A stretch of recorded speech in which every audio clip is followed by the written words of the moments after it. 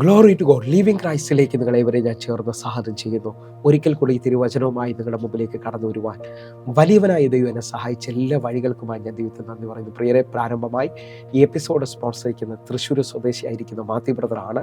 തൻ്റെ പ്രാർത്ഥന വിഷയം എന്ന് പറയുന്നത് തൻ്റെ മകൻ്റെ വിവാഹം വേഗത്തിൽ നടക്കേണ്ടതിനായിട്ടും ആ മകന് പുതിയതായ ഒരു ജോലിയുടെ വാതിൽ തുറക്കേണ്ടതിനായി പ്രത്യേകമായി പ്രാർത്ഥന വിഷയം ചോദിക്കുന്നു.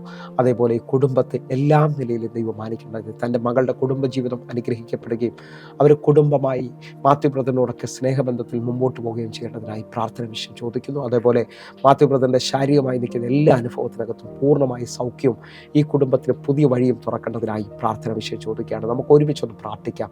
ഞങ്ങളെ സ്നേഹിക്കുന്ന ഞങ്ങളുടെ നല്ല കർത്താവെ, പൂർണ്ണ ഹൃദയത്തോടെ മാത്യു ബ്രദറിൻ്റെ മകനായി പ്രാർത്ഥിക്കുന്നു. ആ മകൻ്റെ വിവാഹത്തിൻ്റെ വാതിൽ തുറക്കണമേ. അത്ഭുതകരമായൊരു വിടുതൽ അങ്ങ് വെളിപ്പെടുത്തണമേ. അപ്പ സ്വർഗ്ഗം അത് ചെയ്തു കഴിഞ്ഞതിനായി നന്ദി. വലിയ വിടുതൽ അങ്ങ് വെളിപ്പെടുത്തിയതിനായി നന്ദി. യേശുവിൻ്റെ നാമത്തിലും യേശുവിൻ്റെ രക്തത്തിൽ ഞാൻ പ്രാർത്ഥിക്കുന്നു. ഒരു ഭയങ്കര ദൈവപ്രവൃത്തി നടക്കട്ടെ അപ്പ. വാതിൽ തുറന്നതിനായി സ്തോത്രം കർത്താവേ. അതേപോലെ ആ മകൻ്റെ ജോലിയുടെ വാതിലൊക്കെ തുറന്നതിനായി നന്ദി. മാത്യു ബ്രദറിൻ്റെ കുടുംബത്തെ ദൈവം മാനിക്കണമേ. മകളുടെ കുടുംബത്തെ അങ്ങ് അനുഗ്രഹിക്കണമേ അപ്പ. അവർ ഒരുമിച്ച് സന്തോഷത്തോടെ സ്നേഹത്തോടെ മുമ്പോട്ട് പോകാൻ അത്ഭുത വഴികൾ തുറക്കണമേ അപ്പ. ഞങ്ങൾ ഒരുമിച്ച് ഈ കുടുംബത്തെ ഏൽപ്പിച്ച് പ്രാർത്ഥിക്കുന്നു. മാത്യു ബ്രദറിൻ്റെ ശാരീരികമായി നിൽക്കുന്ന എല്ലാ രോഗത്തിൽ നിന്നും കർത്താവ് അത്ഭുത സൗഖ്യം അയക്കണമേ. ദൈവപ്രവൃത്തിയെ വെളിപ്പെടുത്തണമേ അപ്പ. യേശുവിൻ നാമത്തിൽ ഞാൻ പ്രാർത്ഥിക്കുന്നു. വിടുതലായതിനായി സ്തോത്രം, അത്ഭുതമായതിനായി നന്ദി. യേശുവിൻ നാമത്തിൽ പ്രാർത്ഥിക്കുന്നു. കേൾക്കണം പിതാവേ. ആമേൻ, ആമേൻ. പ്രിയരെ, അനുഗ്രഹിക്കപ്പെട്ട ഒരു എപ്പിസോഡിലോട്ട് ഞാൻ നിങ്ങളെ ക്ഷണിക്കുകയാണ്. പ്രിയരെ, മാറ്റമില്ലാത്ത ദൈവത്തിൻ്റെ തിരുവചനവുമായി ഒരിക്കൽ കൂടെ നിങ്ങളുടെ മുമ്പിലേക്ക് കടന്നു വരുവാൻ വലിയവനായ ദൈവം എന്നെ സഹായിച്ച എല്ലാ വഴികൾക്കുമായി ഞാൻ ദൈവത്തിന് നന്ദി പറയുന്നു. എന്നെ കേൾക്കുന്ന പ്രിയരെ, പ്രാരംഭത്തിൽ തന്നെ ഓർപ്പിക്കട്ടെ, എൻ്റെ കഴിവോ എൻ്റെ മിടുക്കോ അല്ല, കർത്താവിൻ്റെ കരമാണ് ഒരു പ്രാവശ്യം കൂടെ നിങ്ങളുടെ മുമ്പിലേക്ക് കടന്നു വരാൻ സഹായിച്ചത്. ആ നിലയിൽ ഇന്ന് ഈ വചനം ശ്രദ്ധിക്കുന്ന ഓരോ ദൈവമക്കളോട് ഞാൻ ആത്മാവിൽ വിളിച്ചു പറയുകയാണ്, നിങ്ങളുടെ ജീവിതത്തിനകത്ത് ഒരു എഴുന്നേൽപ്പുണ്ട്. നിങ്ങളുടെ ജീവിതത്തിനകത്ത് ഇന്ന് എവിടെയാണോ ശത്രു അവസാനിച്ചെന്ന് പറയുന്നത്, ഇനി മുമ്പോട്ട് മാർഗമില്ലെന്ന് പറയുന്നത്, ദൈവത്തിൻ്റെ വചനം നമ്മെ ജീവിപ്പിക്കുന്നതാണ്. ദൈവത്തിൻ്റെ വചനം നമ്മെ സൗഖ്യമാക്കുന്നതാണ്. ഒന്നുകൊണ്ടെന്ന് പറഞ്ഞു കഴിഞ്ഞാൽ 119 സങ്കീർത്തനം അതിൻ്റെ 105 വാക്യം പറയുന്നു, നിന്റെ വചനം എൻ്റെ കാലിന് ദീപവും എൻ്റെ പാതയ്ക്ക് പ്രകാശവുമാണ് എന്ന് പറഞ്ഞാൽ വഴി തുറക്കുന്ന ദൈവത്തിൻ്റെ വചനം.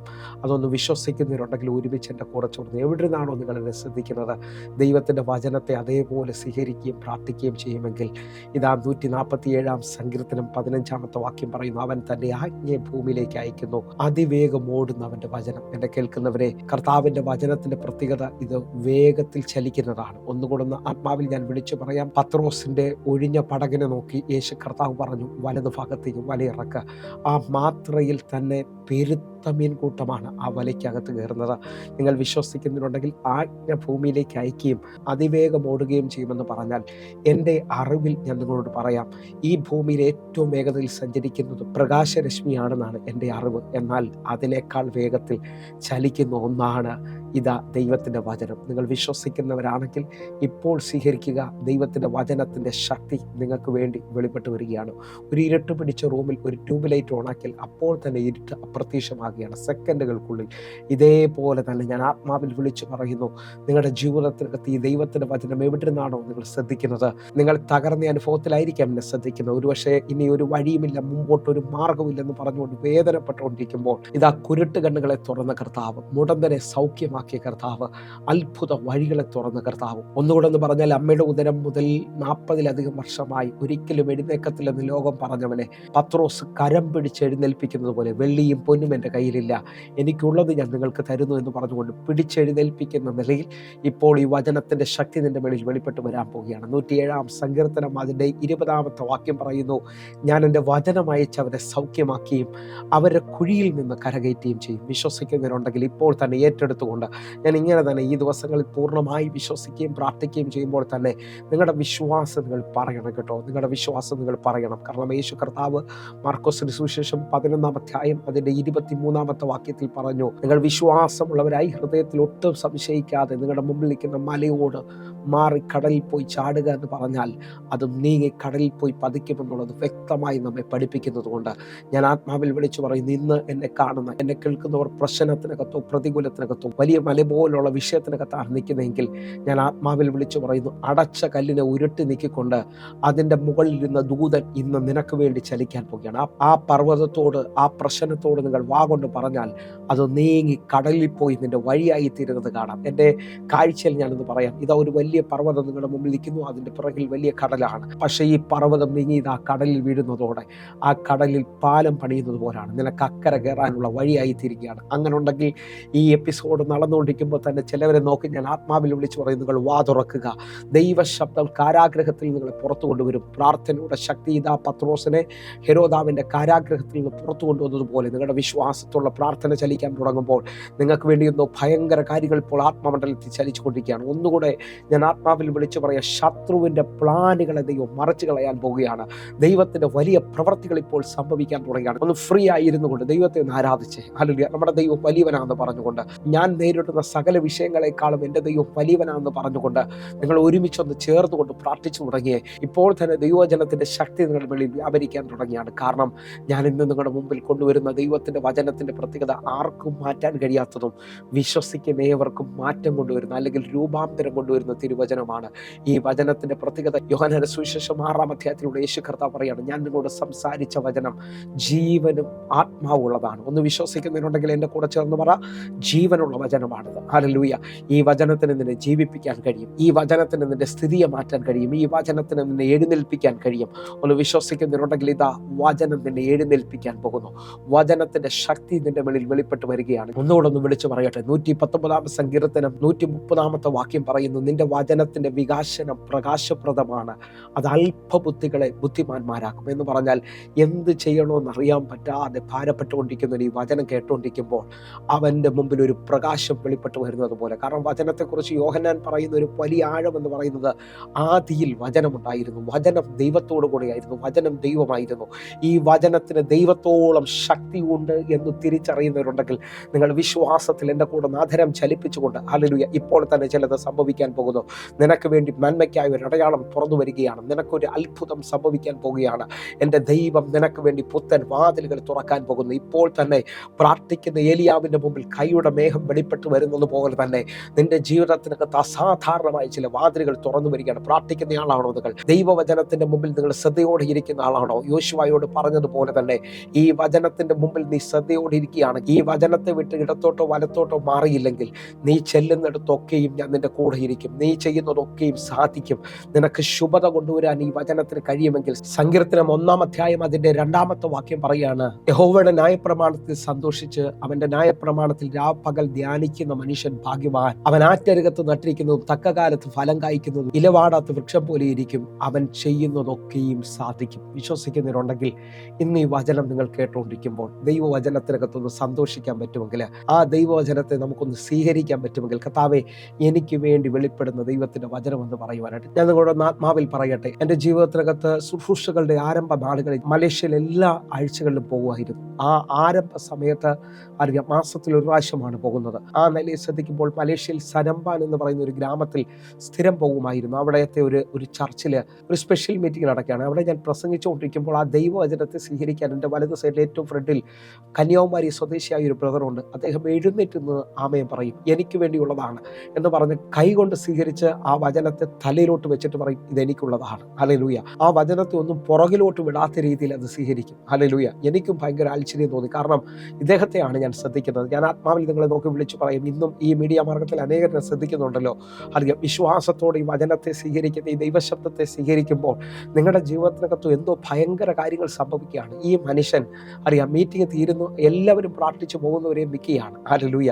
അവസാനം അദ്ദേഹം എൻ്റെ അടുത്ത് വന്ന് തമിഴിലാണ് പറയുന്നത്, അറിയാം പാസ്റ്റർ, എനിക്ക് വേണ്ടി നല്ല മാതിരിയെ നിങ്ങൾ ജപിക്കണം. ഹല്ലേലൂയ. എനിക്ക് വേണ്ടി നല്ലതുപോലെ നിങ്ങൾ പ്രാർത്ഥിക്കണം. ഞാൻ എൻ്റെ ജീവിതത്തിൽ ഇദ്ദേഹം വന്ന് പ്രാർത്ഥിക്കാൻ നിൽക്കുമ്പോൾ നല്ലതുപോലെ പ്രാർത്ഥിക്കണമെന്ന് പറഞ്ഞപ്പോൾ ഞാൻ ഇദ്ദേഹത്തെ നോക്കിയിട്ട് ചോദിച്ചു, ബ്രദർ, ഞാൻ നിനക്ക് വേണ്ടി എങ്ങനെയാണ് പ്രാർത്ഥിക്കേണ്ടതെന്ന് ചോദിച്ചു. ഉടനെ അദ്ദേഹം പ്രാർത്ഥന വിഷയം പറയുകയാണ്, പാസ്റ്റർ, എൻ്റെ കടപ്രശ്നത്താൽ എൻ്റെ ഭാര്യയും എൻ്റെ 2 മക്കളും എന്നെ വിട്ടുപോയിട്ട് എൻ്റെ വീടും വസ്തുവും ജപ്തിയായി.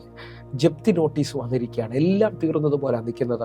ഞാൻ അദ്ദേഹത്തോട് ചോദിച്ചു, നിങ്ങൾ ഈ മലേഷ്യയിൽ വന്നിരിക്കുന്നത്? ഞാൻ വിസിറ്റിങ്ങിൽ വന്നിരിക്കുകയാണ് പാസ്റ്റർ.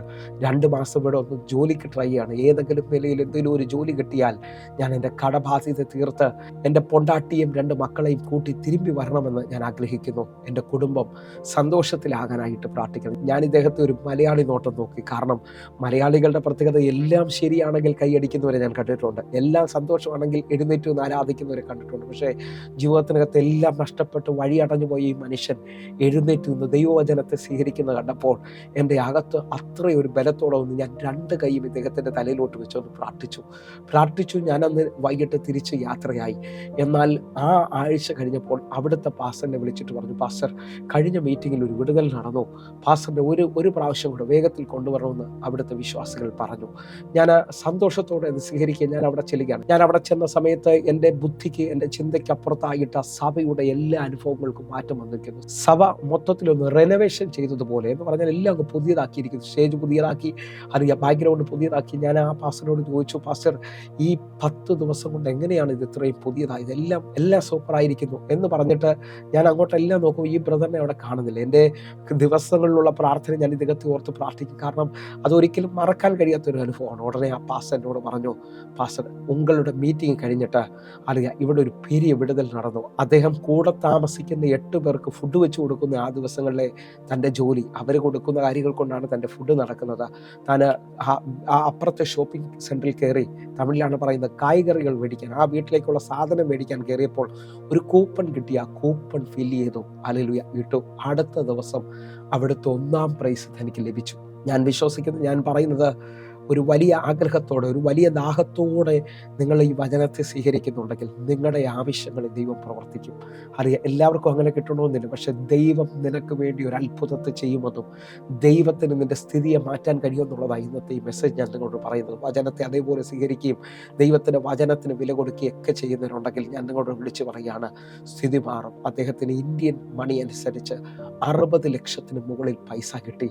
അദ്ദേഹം അതിനകത്ത് കുറച്ച് പൈസ തന്ന് ഈ സഭ മുഴുവൻ ക്ലിയർ ചെയ്തു.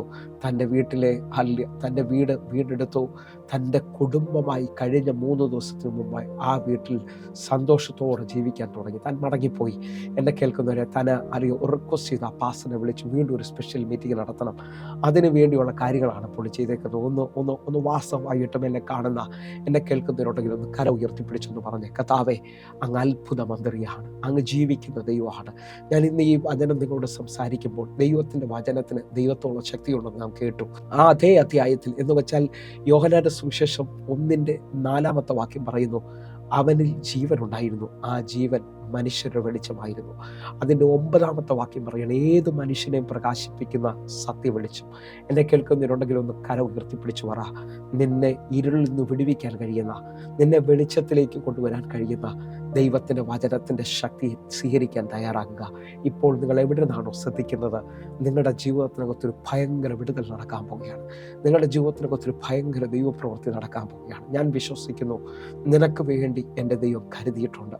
നിൻ്റെ ജീവിതത്തിനകത്ത് നിൽക്കുന്ന സങ്കടങ്ങളുടെ നടുവിൽ, നിൻ്റെ ജീവിതത്തിനകത്ത് നിൽക്കുന്ന വിഷമത്തിൻ്റെ നടുവിൽ, ലോകമെല്ലാം തീർന്നെന്ന് പറഞ്ഞാലും വിശ്വാസത്തിൻ്റെ പറച്ചിലിൽ, വിശ്വാസത്തിൽ ചലിക്കാൻ പറ്റുമെങ്കിൽ നിൻ്റെ സ്ഥിതിയെ മാറ്റാൻ ദൈവത്തിന് കഴിയും. ഹല്ലേലൂയ. നമുക്ക് എല്ലാവർക്കും അറിയാം, 12 വർഷമായ രക്തസ്രാവസ്ത്രീയുടെ ആഴം. ഹല്ലേലൂയ. അവൾ എല്ലാ വൈദ്യന്മാരാലും ഉപേക്ഷിക്കപ്പെട്ടവളാണ്. തനിക്കുള്ളതെല്ലാം ചെലവഴിച്ചു. എന്നിട്ടും ഒട്ടും ഭേദം വരാതെ താൻ പരവശയായി തീർന്നു. പക്ഷേ അവൾ യേശുവിൻ്റെ വർത്തമാനം കേട്ടു. അവൾ വിശ്വാസത്തിൽ ഏറ്റുപറഞ്ഞു. ആ ഏറ്റുപറച്ചിൽ അവളെ സൗഖ്യത്തിലേക്ക് അവളെ കൊണ്ടുവരികയാണ്. അവൾ ഓരോ പ്രാവശ്യം പറയുമ്പോഴും ഞാൻ വിശ്വസിക്കുന്നു അവൾ സൗഖ്യമാകുകയാണ്. കർത്താവിൻ്റെ വസ്ത്രത്തിൻ്റെ തൊങ്ങൽ തൊട്ട മാത്രയിൽ അവളുടെ ബാധ മാറി, അവൾ സ്വസ്ഥയായി മാറി. ഇന്ന് ഈ വചനം കേട്ടുകൊണ്ടിരിക്കുമ്പോഴും ചിലർ സ്വസ്ഥമാകാൻ പോവുകയാണ്. ചിലവരുടെ ജീവിതത്തിനകത്ത് അസാധാരണമായ ദൈവപ്രവൃത്തികൾ സംഭവിക്കാൻ പോവുകയാണ്. അങ്ങനെ എന്നെ കേൾക്കുന്നവരോട് ഞാൻ ഈ വചനത്തിനകത്ത് നിങ്ങളോട് നിന്ന് പറയട്ടെ. അറിയാം, എന്നോട് ദൈവം ഒരു പദം പറഞ്ഞു. അറിയാം, നിന്റെ കാലഗതികൾ ദൈവത്തിൻ്റെ കയ്യിലാണ് ഇരിക്കുന്നത്. നിന്റെ സമയത്തെ തിരിക്കാൻ ദൈവത്തിന് കഴിയും. ഹല്ലേലൂയ. അതൊന്ന് വിശ്വസിക്കുന്നവരുണ്ടെങ്കിൽ ഇന്ന് കണ്ണുനീരോടെ നിൽക്കുന്ന, ഇന്നെല്ലാം തീർന്നെന്ന് പറഞ്ഞുകൊണ്ട് നിൽക്കുന്നവൻ്റെ ആ കണ്ണുനീരിനെ മാറ്റി സന്തോഷം പിടിപ്പിക്കാൻ, ഒന്നുകൂടെ ഒന്ന് പറഞ്ഞാൽ എൻ്റെ വിലാപത്തെ നൃത്തമാക്കാൻ കഴിയുന്ന, എൻ്റെ രട്ടിനെ അഴിച്ച് എന്നെ സന്തോഷം പിടിപ്പിക്കാൻ കഴിയുമെന്ന് സങ്കീർത്തനക്കാരൻ പറയുന്നത് പോലെ തന്നെ എൻ്റെ കൂടെ എത്ര പേർ പറയാൻ തയ്യാറാകും? കർത്താവിന് അത്ഭുതത്തെ ചെയ്യാൻ പറ്റും പ്രിയരെ, ദൈവത്തിന് പ്രവർത്തിക്കാൻ പറ്റും. ഹല്ലേലൂയ. ആ നിലയിൽ നമ്മൾ കുറിവാക്യം എന്ന നിലയിൽ ഒരു വാക്യത്തിലേക്ക് വരികയാണ്. സങ്കീർത്തനം 31 അതിൻ്റെ 15 വാക്യം. എൻ്റെ കാലഗതികൾ നിന്റെ കയ്യിൽ ഇരിക്കുന്നു, എൻ്റെ ശത്രുക്കളുടെയും എന്നെ പീഡിപ്പിക്കുന്നവരുടെയും കയ്യിൽ നിന്ന് എന്നെ വിടുവിക്കണമേ. വിശ്വസിക്കുന്നവരുണ്ടെങ്കിൽ ഒന്ന് കര ഉയർത്തിപ്പിടിച്ചുകൊണ്ട്, എൻ്റെ കാലഗതികൾ നിൻ്റെ കയ്യിലാണ് ഇരിക്കുന്നത്, എൻ്റെ ശത്രുക്കളുടെയും എന്നെ പീഡിപ്പിക്കുന്നവരുടെ കയ്യിൽ നിന്നും എന്നെ വിടുവിക്കണമേ. ഒന്ന് ആത്മാവിൽ പ്രാർത്ഥിക്കാൻ പറ്റുന്നവരുണ്ടെങ്കിൽ വിശ്വാസത്തിൽ ചേർന്നൊന്ന് പ്രാർത്ഥിച്ചുകൊണ്ട് പറഞ്ഞാട്ടെ, എൻ്റെ ദൈവത്തിൻ്റെ കരത്തിലാണ് എൻ്റെ ഭാവി ഇരിക്കുന്നത്, എൻ്റെ അടുത്ത മണിക്കൂറിൽ ഇരിക്കുന്നത്, എൻ്റെ അടുത്ത മണിക്കൂറുകൾ, അടുത്ത ദിവസങ്ങളിൽ ഇരിക്കുന്നത്. അതൊന്നും മനസ്സിലാക്കുന്നവരുണ്ടെങ്കിൽ ഇപ്പോൾ ദൈവസന്നിധിയിൽ മുട്ടുമടക്കാനായിട്ട് ഞാൻ ഈ വചനത്തിനകത്ത് നിന്നുകൊണ്ട് പറയട്ടെ, ഹെരോദാവ് ഭയങ്കര പ്ലാനിലാണ് പത്രോസിനെ കാരാഗ്രഹത്തിലാക്കിയത്.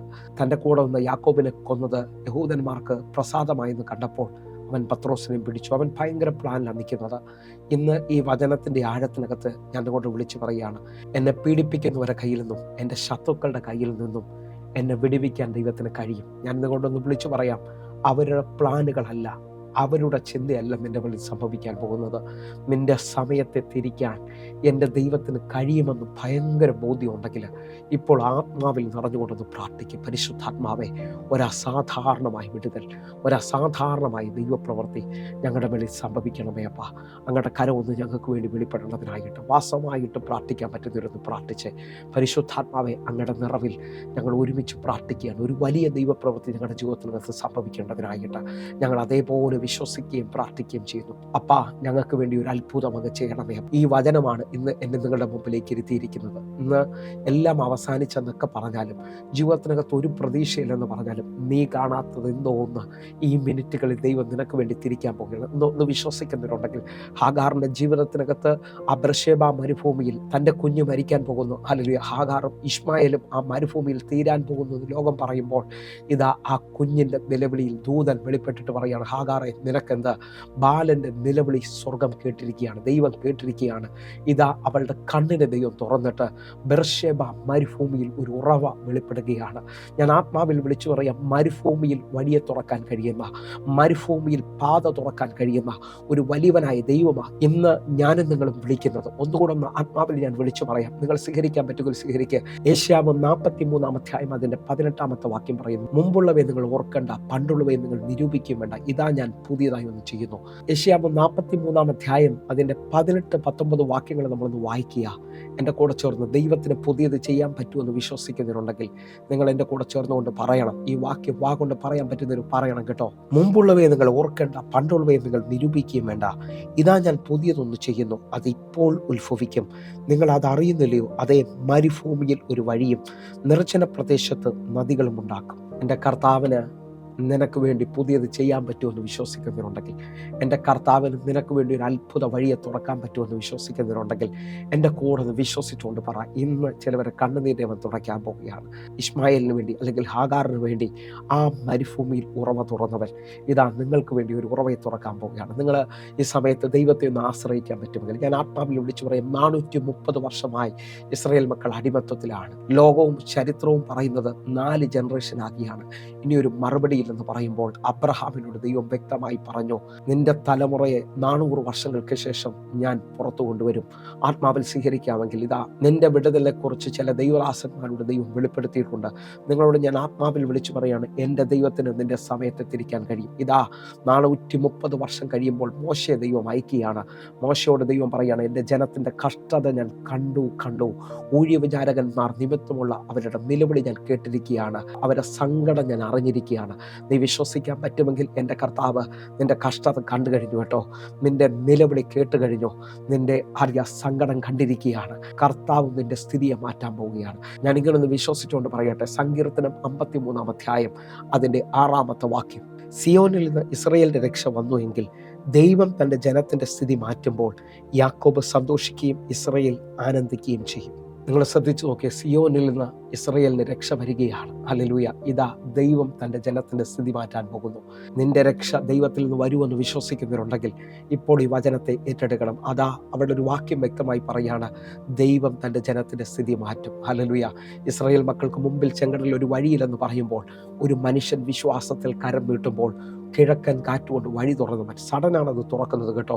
ഞാൻ ആത്മാവിൽ ഒന്നുകൂടെ പറയാം. ഹല്ലേലൂയ. കൂടെ നിൽക്കുന്നവരെല്ലാം കരമടച്ചു. പത്രോസ് മാത്രം കരമടയ്ക്കാതെ നിൽക്കുമ്പോൾ ഇതാ ടാക്സ് കളക്ടർമാർ വന്ന് പത്രോസിനോട് പറയുകയാണ്, നിന്റെ ഗുരു കരമടച്ചിട്ടില്ല. അവൻ യേശുവിൻ്റെ അടുക്കലേക്ക് ഓടി വരുമ്പോൾ കർത്താവ് പറയുന്നു, കടലിലേക്ക് ചെല്ലുക, നീ ചൂണ്ടയിട്ട് ആദ്യം കിട്ടുന്ന മീൻ്റെ വായിൽ ഞാൻ നിനക്കും എനിക്കും വേണ്ടിയുള്ള ചതുർധർമ്മ പണം കരുതിയിട്ടുണ്ട്. വിശ്വസിക്കുന്നവരുണ്ടെങ്കിൽ കടലിൽ എത്ര മത്സ്യമുണ്ടെന്ന് എനിക്കും നിങ്ങൾക്കും അറിയത്തില്ല കേട്ടോ, പക്ഷേ എൻ്റെ കർത്താവ് വ്യക്തമായി നിനക്ക് വേണ്ടി കരുതുമെന്നുള്ളത് ഈ മണിക്കൂറുകൾ നിനക്കുള്ള കരുതലുകൾ വെളിപ്പെടാൻ പോവുകയാണ്. ഒന്നാത്മാവിൽ വിശ്വസിക്കുന്നവരുണ്ട്. ഞാൻ ഒന്നുകൂടെ പറയാം, കാനാവിലെ കല്യാണ വീട്ടിൽ വീഞ്ഞ് തീർന്നു പോയെന്ന അമ്മ മറിയ പറയുന്നത്, പക്ഷേ അവിടെ പച്ചവെള്ളം കൊണ്ട് അത്ഭുതത്തെ ചെയ്യാൻ നിങ്ങൾ വിശ്വസിക്കുന്നവരുണ്ടെങ്കിൽ ഒരു അന്തരീക്ഷം ഇപ്പോൾ നിങ്ങളുടെ മുന്നിൽ ചലിക്കണം. കാനാവിലെ കല്യാണ വീട്ടിൽ തീർന്നെന്ന് പറയുന്ന അന്തരീക്ഷത്തെ യേശുവിൻ്റെ വാക്ക് മാറ്റിമറിക്കുകയാണ്. ഇതാ നിങ്ങളുടെ വീട്ടിനകത്തൊരു അന്തരീക്ഷം തിരിയട്ടെ. ആ ദുഃഖത്തിൻ്റെ, കണ്ണുനീരിൻ്റെ, ആ കെടുതികളുടെ അന്തരീക്ഷം മാറിയിട്ട് വിലാപം നൃത്തമാക്കുന്ന ദൈവത്തിൻ്റെ ആ ഭയങ്കര ചലനത്തിൻ്റെ അന്തരീക്ഷം വെളിപ്പെടുകയാണ്. ആത്മാവിൽ നിന്ന് നൃത്തം ചെയ്ത് ആരാധിക്കാൻ പറ്റുന്നുണ്ടെങ്കിൽ നൃത്തം ചെയ്ത് ആരാധിക്കുക. എൻ്റെ ദൈവം നിൻ്റെ സ്ഥിതിയെ മാറ്റുമെന്ന് ഉറപ്പുണ്ടെങ്കിൽ ഇതാ ഈ കണ്ണുനീരിൻ്റെ അവസ്ഥയിൽ നിന്ന് യാക്കോബ് സന്തോഷിക്കുകയും ഇസ്രായേൽ ആനന്ദിക്കുകയും ചെയ്യാൻ പോവുകയാണ്. ചിലവരെ സന്തോഷം ഞാൻ കാണുകയാണ്, ചിലവരെ ആനന്ദം ഞാൻ കാണുകയാണ്. ഇപ്പോൾ തന്നെ ചില രോഗികൾ സൗഖ്യമാകുന്ന എനിക്ക് കാണാം. എൻ്റെ ദൈവം നിൻ്റെ സമയം തിരിക്കാൻ പോവുകയാണ്. എൻ്റെ ദൈവത്തിൻ്റെ പ്രവൃത്തി നീ കാണാൻ പോവുകയാണ്. അങ്ങനെയൊക്കെ വിശ്വസിക്കുന്നവരുണ്ടെങ്കിൽ ഇപ്പോൾ തന്നെ വചനത്തെ ഏറ്റെടുത്തുകൊണ്ട് പരിശുദ്ധാത്മാവെ ഒരാളവിന് മേളിൽ ഇപ്പോൾ ഒരു ദൈവപ്രവൃത്തി ഞങ്ങളുടെ നടുവിൽ ചെയ്യണമേ അപ്പാ.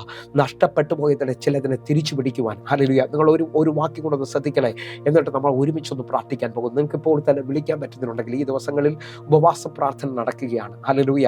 ഞാൻ ആത്മാവിൽ നിങ്ങളെ നോക്കി വിളിച്ചു പറയും, 20 ദിവസം കഴിയുകയാണ്. 20 ദിവസം കഴിയുമ്പോൾ അറിയാം നിങ്ങൾ ശ്രദ്ധിക്കേണ്ടത്. ഹല്ലേലൂയ.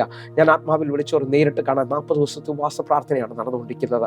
നിങ്ങൾക്കും നേരിട്ട് കാണുകയും പ്രാർത്ഥിക്കുകയൊക്കെ ചെയ്യാൻ പറ്റും. ആത്മാവിലൊന്ന് ഒരുമിച്ച് ദൈവത്തിൻ്റെ വലിയ പ്രവർത്തികൾ നമ്മൾ കാണാൻ പോവുകയാണ്. ഈ ദിവസങ്ങളിൽ നിങ്ങൾ തൃശ്ശൂരിലോ എറണാകുളത്തോ ഹല്ലേലൂയ കൊല്ലത്തോ തിരുവനന്തപുരത്തോ ഒക്കെ നമ്മുടെ ആരാധന നടന്നുകൊണ്ടിരിക്കുകയാണ്. നേരിട്ട് വരാൻ പറ്റും. വലിയ വിടുതലുകൾ നടക്കുകയാണ്.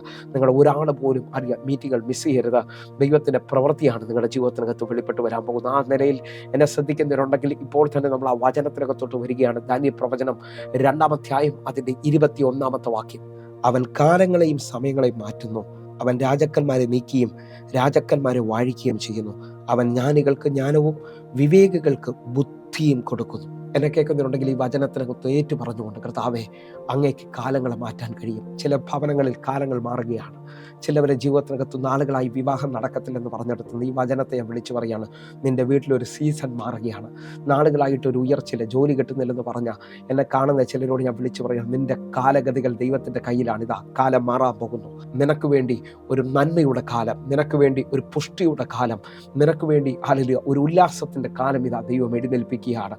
ഈ ഭൂമിയിൽ മഴയുടെയും ഉഷ്ണത്തിൻ്റെയൊക്കെ കാലങ്ങളുണ്ടെങ്കിൽ ഇതാ നിൻ്റെ ജീവിതത്തിനകത്ത് ദൈവത്തിൻ്റെ പ്രവൃത്തിയുടെ കാലം എഴുന്നേൽക്കുകയാണ്. ഇതാ ശത്രുവിനെ ദൈവം നീക്കുന്നു. നിന്റെ വിരോധികളെ നിന്റെ മുമ്പിൽ നിന്ന് മാറ്റുക. ഒന്നുകൂടെ റോയ്പാസിന്റെ ഭാഷയിൽ പറഞ്ഞാൽ നിന്റെ മുമ്പോട്ടുള്ള വഴിയെ അടച്ച തടസ്സങ്ങൾ ഇതാ യേശുവിൻ്റെ നാമത്തിൽ പൊട്ടിമാറുകയാണ്. നീ ചില പുതിയ തലങ്ങളിലേക്ക് കാലുവെക്കാൻ പോവുകയാണ്. എൻ്റെ ദൈവം നിനക്കൊരു സന്തോഷത്തിൻ്റെ അനുഭവത്തെ തരിക. കാരണം ദാനിയേൽ പ്രവചനം 2-ാം അധ്യായം വ്യക്തമായി വായിക്കുമ്പോൾ രഹസ്യങ്ങളെ അറിയുന്ന ഒരു ദൈവം സ്വർഗത്തിലുണ്ട്. നിനക്ക് മറഞ്ഞു കിടക്കുന്ന ചില രഹസ്യങ്ങൾ ഇപ്പോൾ അവൻ പുറത്തു കൊണ്ടുവരാൻ പോവുകയാണ്. നിന്റെ ജീവിതത്തിനകത്ത് ചില നന്മകൾ നീ കാണാൻ പോവുകയാണ്. എൻ്റെ ദൈവം നിന്നെ മാനിക്കാൻ പോകുന്നു എന്ന് വിശ്വസിക്കുന്നവരുണ്ടെങ്കിൽ ഒരുമിച്ച് ചേർന്നുകൊണ്ട് എന്നെ കാണുന്ന ഓരോ മക്കൾക്കുമായി ഞാൻ പ്രാർത്ഥിക്കുകയാണ്. ഞാൻ ആ പദം ഒന്നുകൂടെ പറയുന്നു, എൻ്റെ കാലഗതികൾ നിൻ്റെ കയ്യിലാണ് ഇരിക്കുന്നത്. ഇതൊന്ന് മനസ്സിലാക്കിയാൽ ഇന്നു മുതൽ നിങ്ങൾ സമയത്തെ തിരിക്കാൻ എഴുന്നേൽക്കും. നിങ്ങൾ ദൈവത്തിൻ്റെ മക്കളാണെന്ന് ഉറപ്പുണ്ടെങ്കിൽ അല്ലെങ്കിൽ അവൻ്റെ നാമത്തെ കൈക്കൊണ്ട് അവൻ്റെ നാമത്തിൽ വിശ്വസിക്കുന്ന ഏവർക്കും ദൈവത്തിൻ്റെ മക്കളാണ്. ദൈവത്തിൻ്റെ സമയത്തെ തിരിക്കാൻ പറ്റുമെങ്കിൽ ഇതാ നിൻ്റെ സമയം തിരിയാൻ പോവുകയാണ്.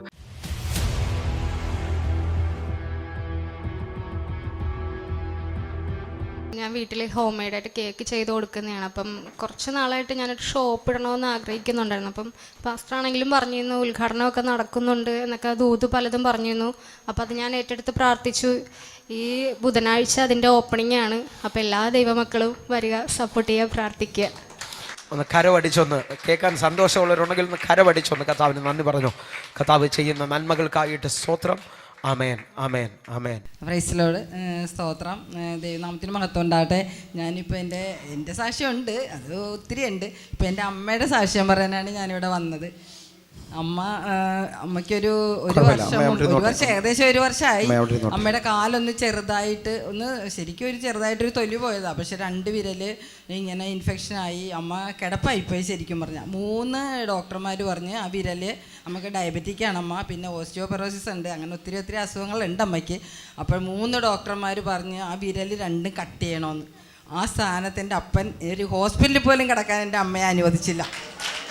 പിന്നെ അത് കഴിഞ്ഞ് അമ്മയ്ക്കൊരു ചെസ്റ്റ് ഇൻഫെക്ഷൻ വന്ന് അതും ഭയങ്കര ഒരു അവസ്ഥയിൽ പോയി. എനിക്ക് നിൽക്കാൻ പറ്റാതിരുന്നതുകൊണ്ട് അനിയത്തി വീട്ടിൽ കൊണ്ടുപോയി ഹോസ്പിറ്റലിൽ കാണിച്ചു. ഒന്നരാട് അവൾ ഹോസ്പിറ്റലിൽ കൊണ്ടുപോയി, അങ്ങനെ നോക്കി, അതും ദൈവം സൗഖ്യമാക്കി. ഞാൻ ഇവിടെ വരുമ്പം രാവിലെ ഒരു മാസം രാവിലെ മുതൽ വൈകുന്നേരം വരെ വയറുമുടക്കാണ്. അത് നിൽക്കുകയില്ല. അങ്ങനെ ബ്രദറിനെ കണ്ട് പ്രാർത്ഥിച്ച് അത് മാറി. പിന്നെ എൻ്റെ 1-ാം തീയതി സ്നാനത്തിന് പോയ സമയത്ത് ബ്രദർ മോളുടെ തലയിൽ കൈവച്ചിട്ട് പറഞ്ഞു, അത് 3 മാസം കഴിയുമ്പം നിൻ്റെ മോളെ ജീവിതത്തിൽ ഒരു സന്തോഷം വരുമെന്നും 6 മാസം കഴിയുമ്പം മോളൊരു വീട്ടിലിരിക്കുമെന്നും പറഞ്ഞു. അത് ഈ നവംബർ 10-ാം തീയതി അവളുടെ കല്യാണമാണ്. പിന്നെ അത് മോനെ IT അഡ്മിഷന് വേണ്ടി പ്രാർത്ഥിക്കാൻ പറഞ്ഞു. അവന് കഴിഞ്ഞ ആഴ്ച ഗവൺമെൻറ് കോളേജിൽ അഡ്മിഷനും കിട്ടി. അനുഗ്രഹിച്ച ദൈവത്തിന് നന്ദി. പ്രാർത്ഥിച്ച ബ്രദറിന് ഒരുമിച്ചൊന്ന് ദൈവത്തെ ആരാധിച്ച് ദൈവത്തെ വിളിച്ചിറക്കിക്കൊണ്ട് എൻ്റെ ജീവിതത്തിനകത്തൊരു ഉയർച്ച വരാൻ പോകുന്നു എന്നൊക്കെ പറയുന്നവരുണ്ടെങ്കിൽ ഇപ്പോൾ അറിയാം, നിങ്ങൾ ഈ പ്രാർത്ഥനയിൽ എൻ്റെ കൂടെ ചേർന്ന് പ്രാർത്ഥിക്കുകയും ഇപ്പോൾ തന്നെ നിങ്ങൾ വിളിക്കാനൊക്കെ തയ്യാറാകണം. കർത്താവിൻ്റെ ഭയങ്കരകരമാണ് നിങ്ങൾക്ക് വേണ്ടി വെളിപ്പെട്ട് നിൽക്കുന്നത്.